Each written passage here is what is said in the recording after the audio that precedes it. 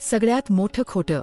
मी ठीक आहे मनातून तुटलेलं असतं, डोळ्यात पाणी असतं, तरी आपण हसून सांगतो सगळं ठीक आहे. पैशाने सगळं मिळतं.